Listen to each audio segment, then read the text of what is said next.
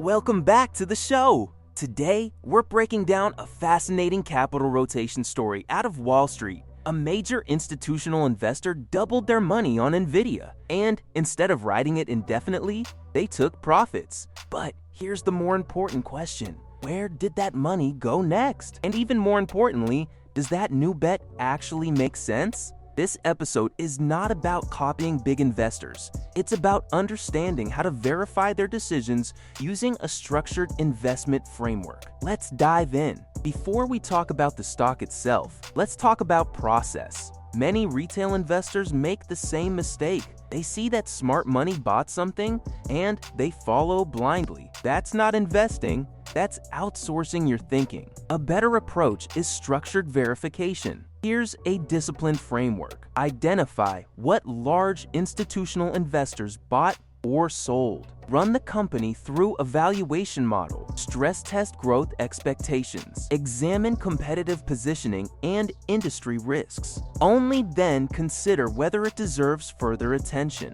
Because here's the reality. Even institutional investors get timing wrong. Looking back at Q3 purchases by large funds, many of those positions were in drawdown by late February. Simply following the trade would not have worked. Verification is everything.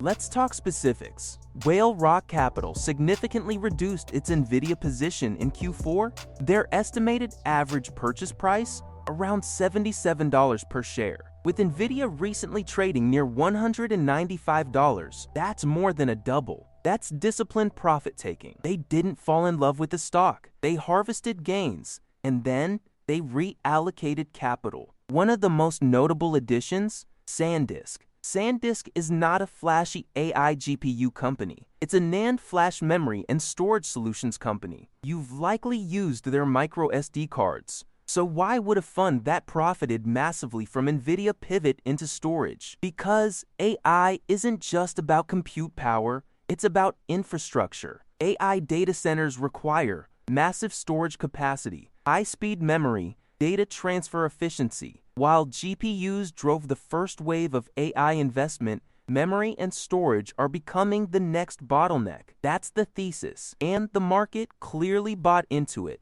SanDisk stock surged nearly 10x in about a year. That kind of move demands scrutiny. Let's start with the optimistic view. Some analysts argue that even after the 10x rally, SanDisk remains reasonably valued. Here are the key arguments. Forward P/E around 15.8 on B. PEG ratio extremely low. Future growth expectations justify valuation. The most important number? Projected 110% year-over-year revenue growth in 2026. That's explosive. If revenue truly doubles, then current multiples may not be unreasonable. Additionally, margins have improved significantly. Gross margin rose from single digits years ago to over 30%. Operating margins are trending upward, so on the surface,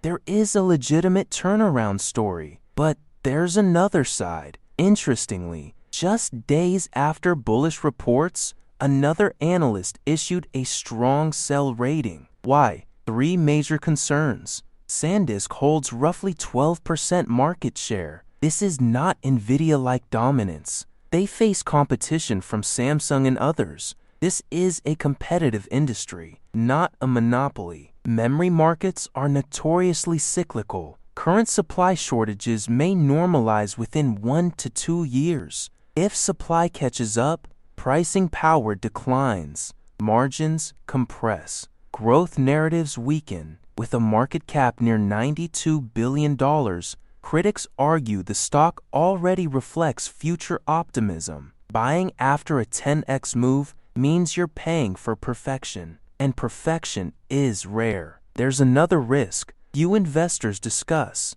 SanDisk was spun off from Western Digital. Western Digital recently sold a significant portion of its holdings. Even after selling, they still hold roughly 1.69 million shares. Those shares could enter the market at any time. That creates supply overhang risk. Now let's zoom out. Was this historically a company that deserved a one-time rating? Looking at past revenue growth, 2023 saw contraction. 2024 showed improvement, but not hypergrowth. Revenue growth improved, yes, but nothing in historical data screams 10x stock. Margins improved meaningfully. Gross margin rose from around 7% years ago to over 30%. Operating margin expanded. That's strong, but still not enough to explain a 10x move on historical data alone,